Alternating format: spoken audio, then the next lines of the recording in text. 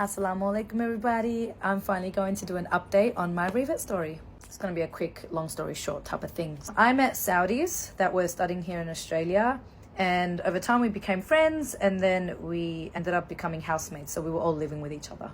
What I loved about them was that they weren't pressuring anything towards me, so they wouldn't be asking me, do you know about Islam or nothing. They respected my boundaries as a person.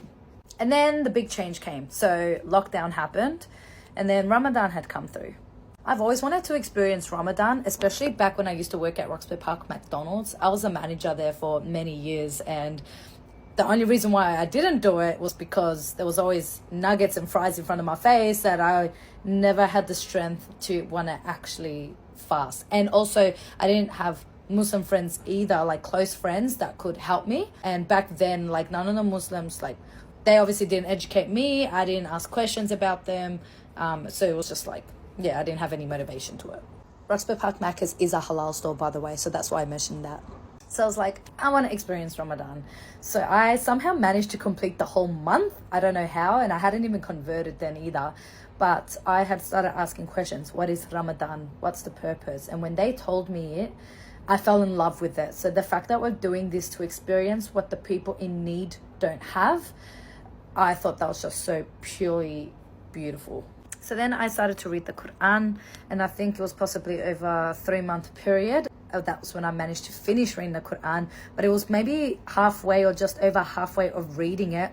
The fact that I was pretty much an atheist because I didn't believe in anything, it was this whole sense of spirits, angels we'll call them, came to me and had faith in God. And it was such a scary moment because I was is this what it feels like? Is this God?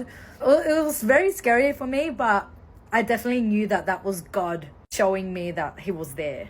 So this was the part that I was God saved me. God saved my life. He flipped my life over. Ramadan in 2020 was from April to May. And then in June, that was when the government decided to announce that we were able to withdraw money from our superannuation. I was in such extreme high level of debt from the age of 18 because I was a stupid young teenager and I was just spending all my money like it was nothing.